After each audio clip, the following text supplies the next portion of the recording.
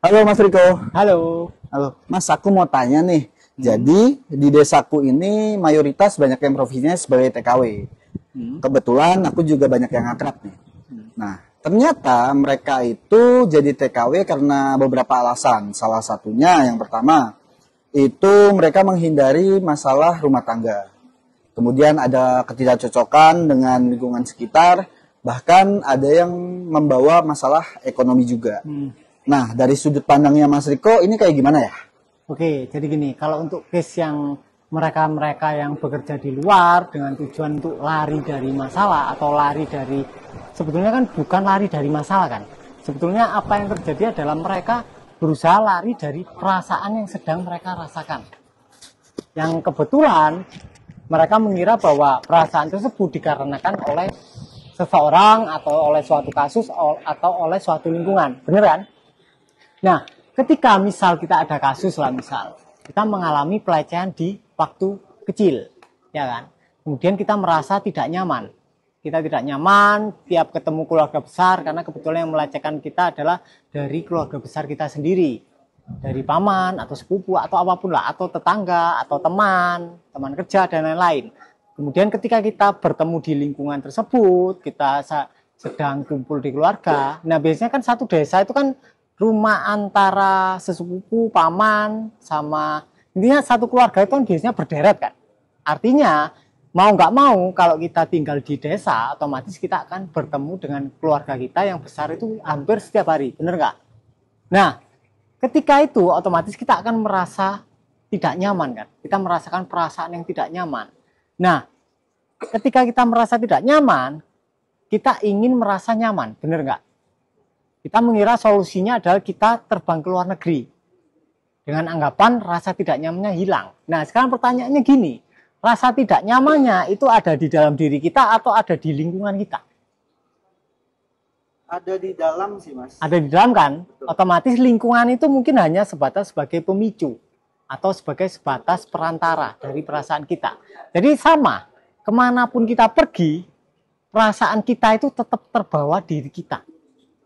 Dan ketika kita membawa perasaan yang sama, otomatis akan menimbulkan pemicu-pemicu lain yang lebih yang lebih besar agar perasaan ini bisa muncul. Looping lah istilahnya. Nah, ketika kita terus lari dari perasaan diri kita sendiri, terus lari dari emosi yang sedang kita alami, ya otomatis kita akan tetap menderita. Entah kita di luar negeri, di Eropa, ataupun bahkan di planet Mars, kita akan tetap menderita.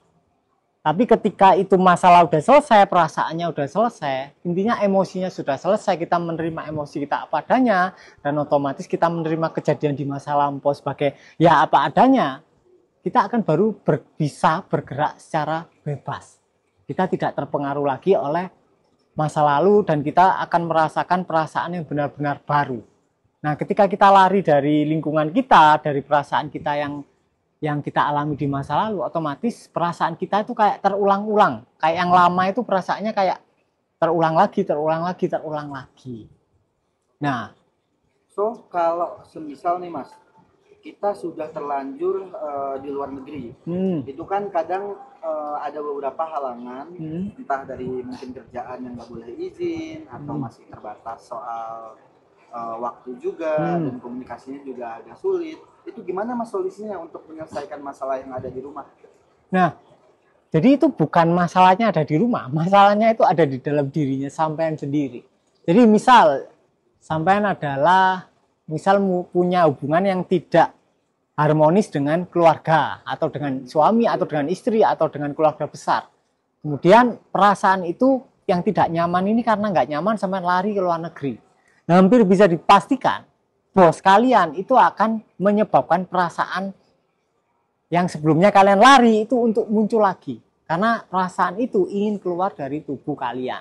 Tapi tidak kalian izinkan keluar karena rasanya nggak nyaman, kalian tolak, kalian lari, kalian redam, ininya gaya 5 kilo, misal emosinya 5 kilo, kalian meredamnya harus 6 kilo. Dan otomatis kalian harus dapat pemicu yang lebih besar. Sehingga yang 5 kilo bisa jadi 10 kilo. Sehingga itu bisa keluar. Dan ketika itu mau keluar, kalian tahan lagi dengan gaya 15 kilo. Makanya kejadiannya berulang. Sama, kayak misal kalian merasa kekurangan, terus kalian ribut sama suami, hampir bisa dipastikan ketika kalian lari dan kalian kerja di luar negeri, jadi TKW atau TKI, uang kalian akan cepat habis. Hampir sama kayak di Indonesia. Meskipun gajinya itu jauh, sangat jauh lebih banyak, tapi uang kalian akan gampang habis. Entah karena apa. Pastinya karena adanya kebocoran energi, karena kalian melawan emosi kalian sendiri. Cara paling gampang adalah disadari emosinya. Ketika kalian di luar negeri, kalian nggak bisa izin, itu nggak masalah. Karena kejadian di luar negeri itu akan memicu rasa kalian yang lama, yang terpendam. Jadi kalian tidak perlu mencari-cari rasa tersebut di masa lalu. Atau kalian tidak perlu mengingat-ingat kasus masa lalu. Karena apa yang kalian alami sekarang itu pasti memicu rasa yang tersimpan. Dan lebih efektif kalau kalian nggak ngapa-ngapain, itu langsung muncul rasa yang nggak enak. Nah, itu adalah rasa yang kalian simpan. Makanya metode paling efektif adalah kalian nggak ngapa-ngapain, disadari saja emosi yang akan muncul. Oke Mas, terima kasih. Tapi Mas, kalau untuk menyadarkan bahwa itu adalah masalah kita sendiri, itu kan bergantung dengan ego masing-masing.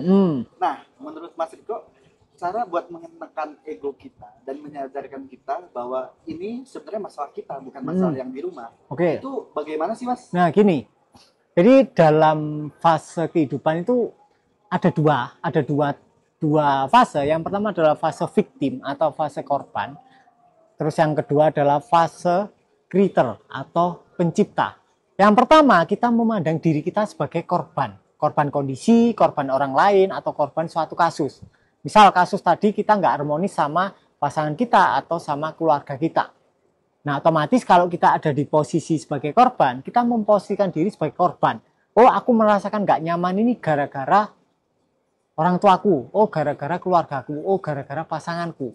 Kemudian, kira-kira apa yang bisa dilakukan dari posisi korban? Nggak bisa ngapa-ngapain. Bener nggak? Karena posisi kita sebagai korban, otomatis orang lain lebih berperan lebih banyak. Ya kan? 90% orang lain, kita cuma 10%, dan nggak ada yang bisa kita lakukan. Nah, kesadaran dimulai ketika kita sadar, oh ternyata selama ini aku mengira diriku sebagai korban. Padahal aku ini malah pencipta.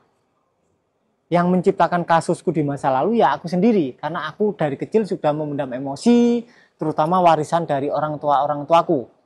Kemudian emosinya terwariskan dan kemudian semakin banyak gestaltnya dan kemudian keluar menjadi sebuah kasus. Dan ketika udah keluar memicu suatu emosi, aku lari lagi, aku tahan lagi sehingga tercipta peristiwa yang lebih besar. Artinya kita perlu menggeser kesadaran kita dari kesadaran sebagai victim ke kesadaran sebagai pencipta. Ketika kita merasa diri kita, intinya kita tidak melemparkan tanggung jawab ke orang lain. Misal kita merasakan emosi marah, kita kan biasa melempar tanggung jawab ke orang lain. Oh, aku marah gara-gara Joko ini, kan gitu kan. Kan lebih enak kan, ego kan lebih bisa terbang kan. Oh, ini bukan salahku, salah Joko. Kisor ini jancuk Joko, kan gitu kan. Nah, tapi ketika kita menyalahkan Joko, ya nggak ada yang bisa terjadi. Tapi kalau kita mulai sadar, oh, Om Joko ini Om Joko ini cuma memicu pendaman emosiku. Ya, Om Joko bertingkah seperti ini karena aku punya emosi tertentu yang memang harus keluar. Nah, ketika kita sudut pandangnya benar, otomatis perilaku kita jadi benar. Otomatis kita bisa bergeser secara benar. Kita bisa menindaklanjuti suatu kasus secara benar. Misal, dari kasus tadi lah. Ketika kita sudah memahami, oh ternyata ya yang bertanggung jawab atas masalah di rumah, masalah aku yang tidak harmonis sama keluarga besarku, ya itu ya ternyata emosiku sendiri. Kemudian kita bisa menyelesaikan emosinya dan kemudian tingkah laku keluarga besar akan cenderung langsung berubah. Jadi sumber dari masalah itu adalah diri kita sendiri.